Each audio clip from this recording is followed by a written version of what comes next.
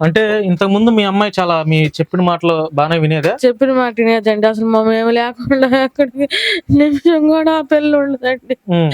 Mummy mummy daddy daddy అసలు మేము లేకుండా ఆ పిల్ల ఉండదండి. ఆయన వచ్చి ఏ మాయ చేశాడో ఆ పిల్లకి డబ్బు ఆశ చూపించేసాడండి. మాకు కూడా 50 లక్షలు పెట్టి తాడేపల్లి ఇల్లు కొంటాను, నేను ఆశ్రమం పెడుతున్నాను, ఆశ్రమం చెక్ పవర్ ఇస్తాను, ఆ డబ్బులన్నీ మీకే ఇస్తాను, మీకు జీవితాన్ని బాగు చేస్తానని మాకు మాయ మాటలు చెప్పి మా పిల్లని అటు తీసుకెళ్ళిపోయాడండి.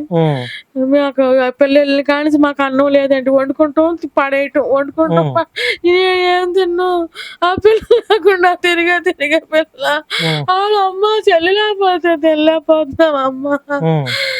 మనం లేకపోతే ఉండేదిగా, అన్నీ లేకపోతే అన్నయ్య నువ్వు రా, నువ్వు 11 అవుతుంది డ్యూటీకి టైం అయితే నువ్వు వచ్చేదాకా నేను ఉంటా అన్నయ్య అని పడుకునే పిల్ల ఇట్ట మారిపోయి మీ దగ్గరికి రాను, నేను రాను అంటుందమ్మా.